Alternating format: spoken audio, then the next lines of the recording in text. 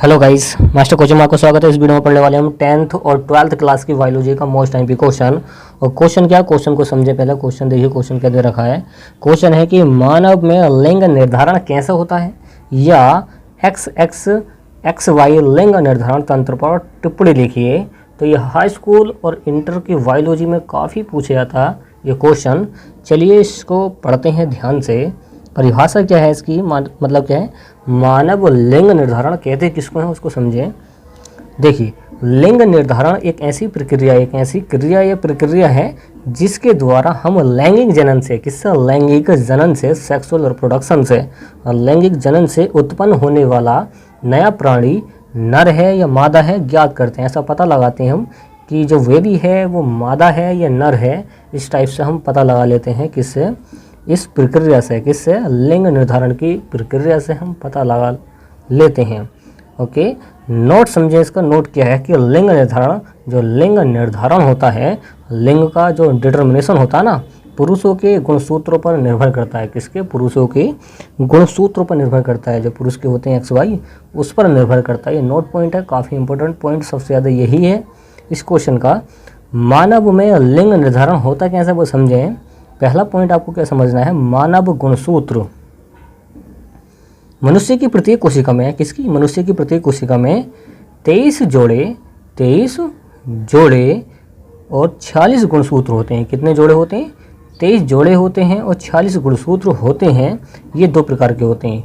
ये दो प्रकार के होते हैं, कौन से, X और Y।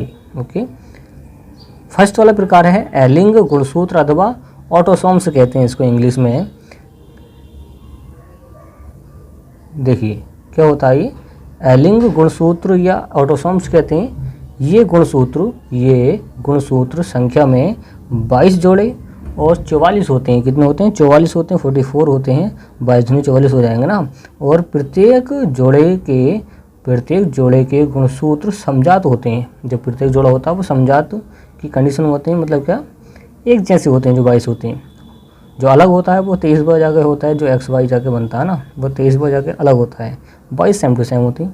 ऑटोसोम्स की लिंग निर्धारण में कोई भूमिका नहीं होती है। जो सेम टू सेम होती हैं, जो अलग होता है उसकी भूमिका होती है। उसको समझें अब। देखिए, लिंग गुणसूत्र होता क्या है, ये गुणसूत्र भ्रूण के लिंग निर्धारण में महत्वपूर्ण भूमिका निभाते हैं। ये जो गुणसूत्र होते हैं भ्रूण के लिंग निर्धारण में महत्वपूर्ण भूमिका निभाते हैं। ये दो प्रकार के होते हैं, दो टाइप के होते हैं। नंबर 1 होता है X गुणसूत्र, दूसरा होता है Y गुणसूत्र। पहला क्या है, देखिए समझें इसको। मानव में लैंगिक जनन होता है। कैसे होता है, लैंगिक जनन होता है, सेक्सुअल रिप्रोडक्शन होता है। इसके लिए पुरुषों के जननांगों में अर्धसूत्री विभाजन होता है। अर्धसूत्री विभाजन से क्या होता है, शुक्राणु बनते हैं। ओके, शुक्राणु बनते हैं मानव के अंदर। प्रत्येक शुक्राणु को ऑटोसोम्स 22 जोड़े, जिनको ऑटोसोम्स कहते हैं, वो 22 जोड़े होते हैं, तथा एलोसोम्स XY होते हैं। जो सेम टू सेम होते हैं उसको बोलते हैं ऑटोसोम्स। जो अलग अलग होते हैं जैसे कि XY, उसको बोलते हैं एलोसोम्स। जोड़े के कारण लड़का बनता है। जो XY होता है उसके कारण क्या बनता है, लड़का बनता है। क्योंकि पुरुष के अंदर XY होगा तो लड़का क्या होता है, पुरुष होता है, तो उसके अंदर क्या हो जाएगा, XY हो जाएगा ना। देखिए फ्रेंड्स, कैसा बनता लड़का उसको देखें। लड़के का लिंग निर्धारण कैसा होता है।